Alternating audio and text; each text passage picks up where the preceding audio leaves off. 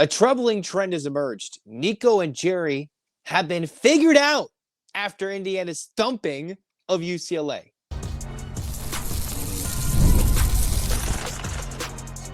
You are Locked On UCLA, your daily podcast on the UCLA Bruins. Part of the Locked On Podcast Network, your team every day.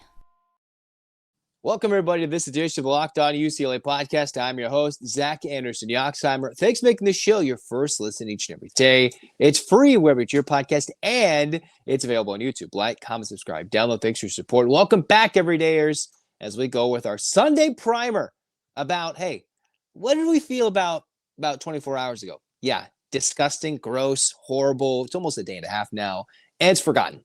Well, not quite. UCLA got thumped by Indiana. So let's go over in this episode what possibly might happen, considering UCLA's offense has kind of come back to earth after the first couple of dominant wins versus Penn State, Michigan State. All right, this is what UCLA was able to muster up against a dominant Indiana team. 200 yards overall, less than 100 yards rushing, 8 penalties, almost 100 penalty yards. Ended up being 83, but it could have been much worse.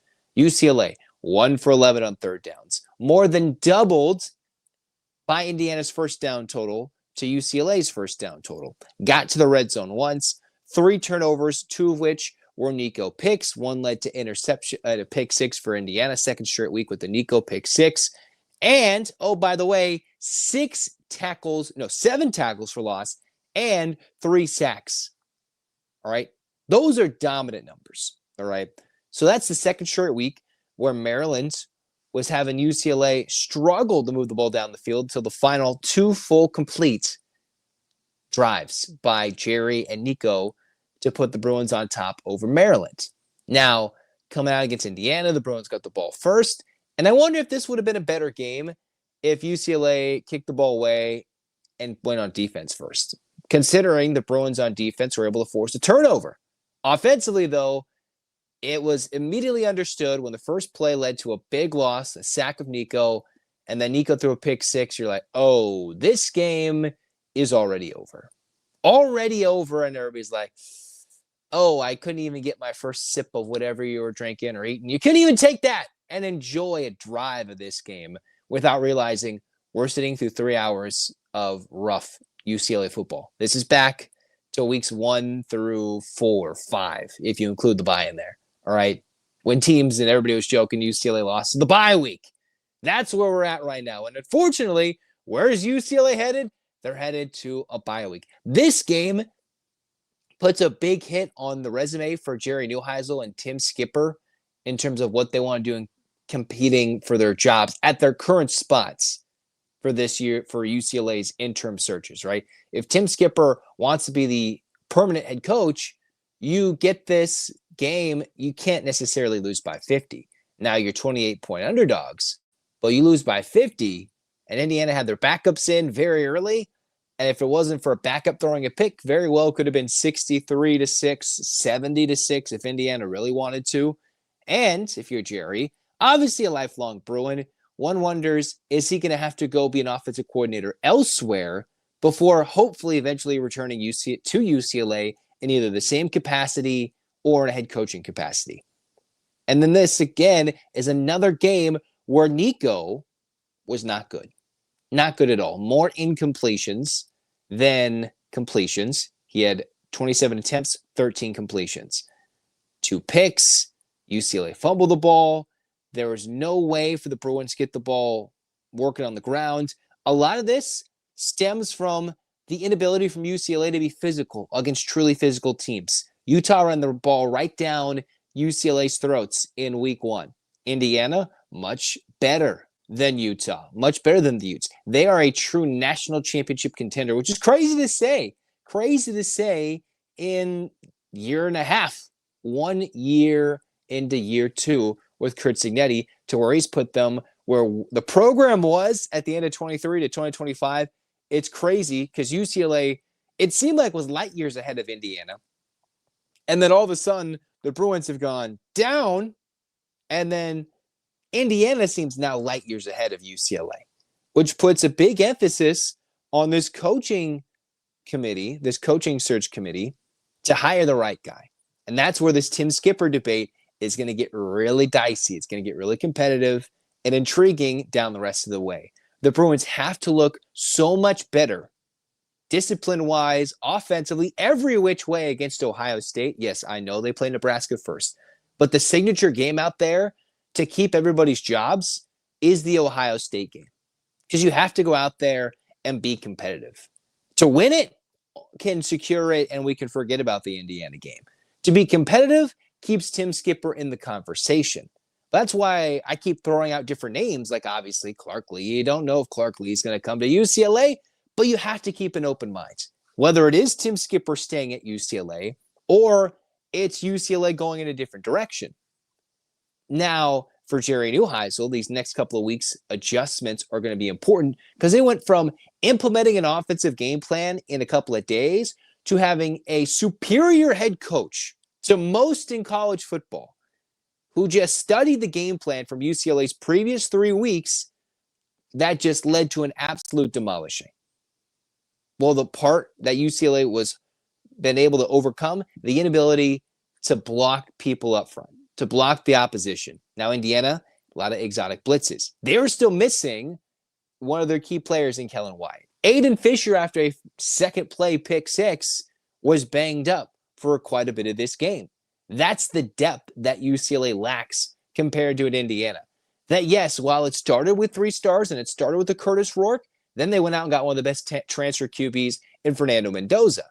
And despite what was more of a pedestrian performance by Mendoza, he had a little bit better numbers than Nico, right? He had a 68% completion percentage, 15 for 22, a pick, but he threw for 3 touchdowns and made plays with his legs, while Nico was fighting for his life behind his own offensive line and sometimes handing it off to a running back who was literally tackled because I don't unfortunately have to call it Sam Yoon. He was one of many just in that scheme, went to his left and let the pass rusher, or maybe not the pass rusher, the D lineman come up and tackle, I believe it was Berger in the backfield. Untouched, let the Hoosiers walk in the backfield.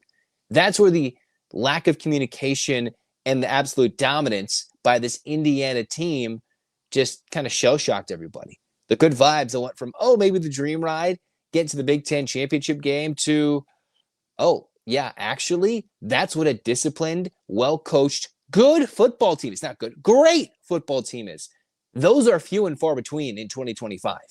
We haven't seen that a lot in 2025. Teams that are good, disciplined, and well-coached, where Jerry Neuheisel has been a step ahead almost the first 2 weeks every play, and then the third week, just enough at the end there to get UCLA past Maryland, somewhat saved by Nico's running ability.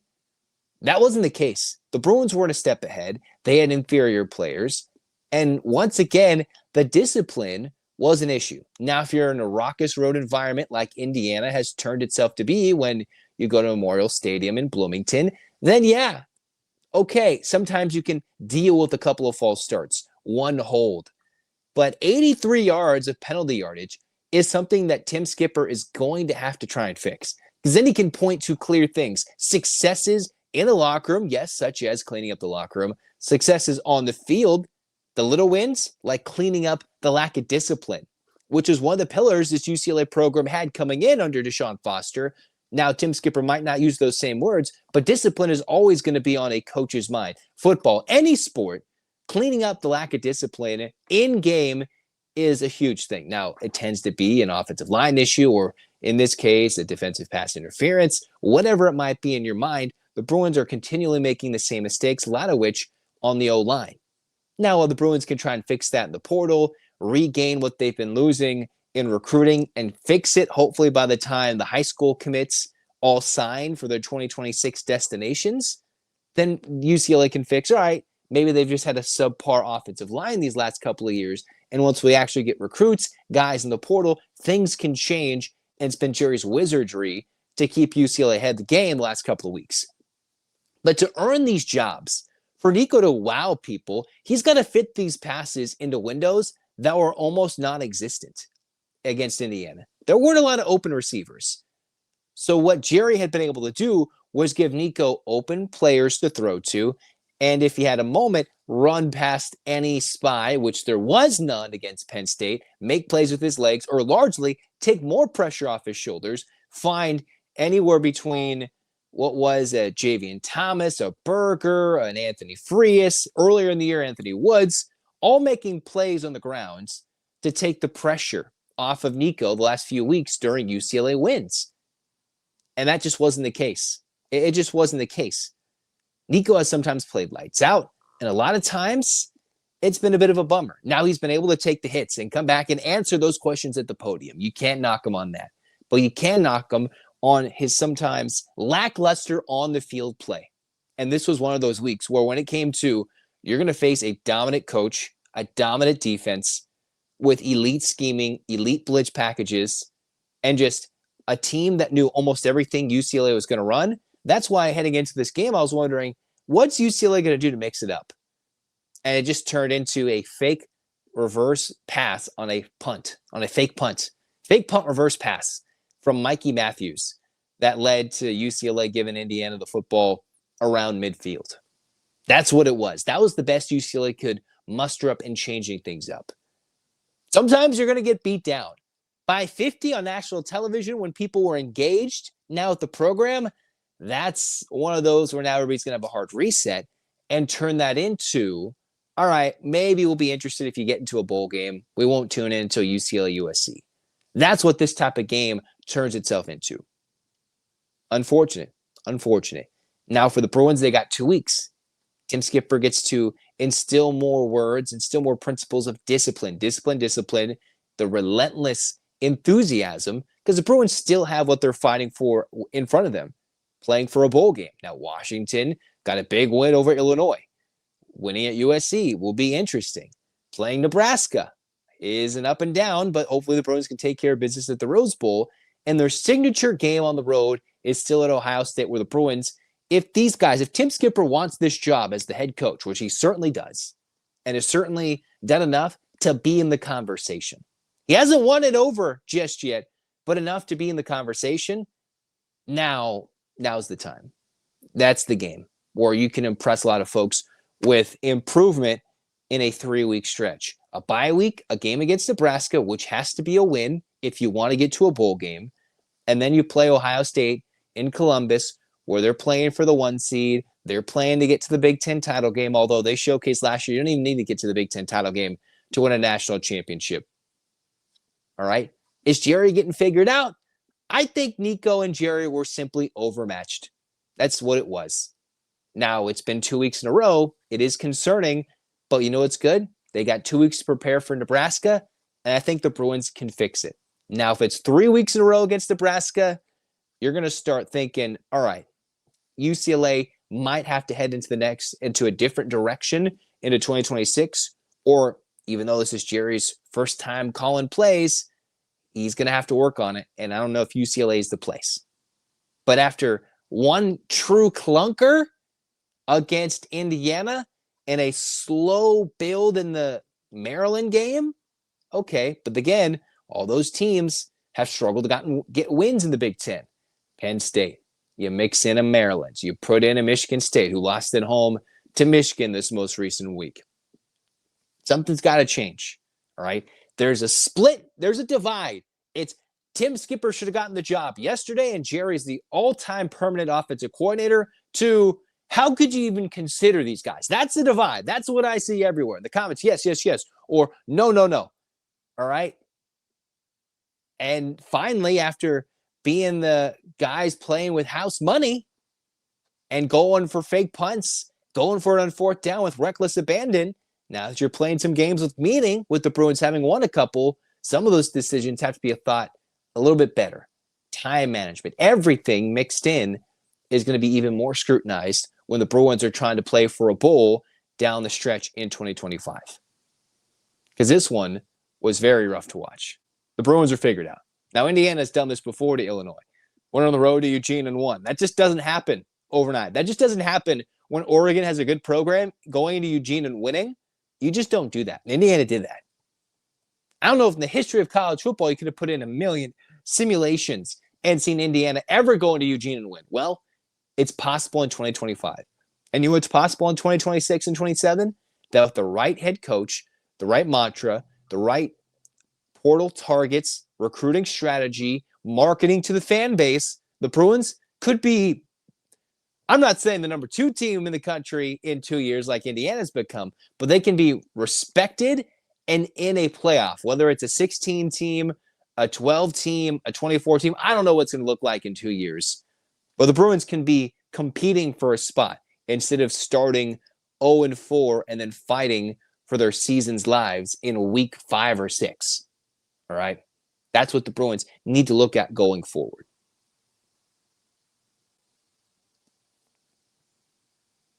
College football is back, and I couldn't be more excited because the tailgates, the rivalries, the energy in the stands, there's nothing like it. But let's be real. There's actually getting tickets, and it can feel more like a battle than the game itself. You're like, man, there's a long queue. I got to wait and wait and wait. Then wait, there's actually a hidden fee. I got to pay $40 extra with the prices jumping more at checkout. You're like, what? Why are these prices jumping up? And if you pull up Game Time, in a couple of taps, you see the amazing deals. You can go to your favorite amazing college football atmosphere, the best stadium in all, Rose Bowl, and get very cheap tickets with the last couple of games up on the schedule or other local SoCal games.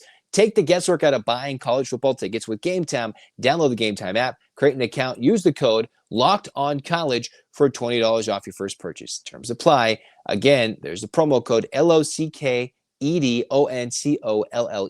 Locked On College for $20 off. Swipe, tap, ticket, go. Download Game Time today.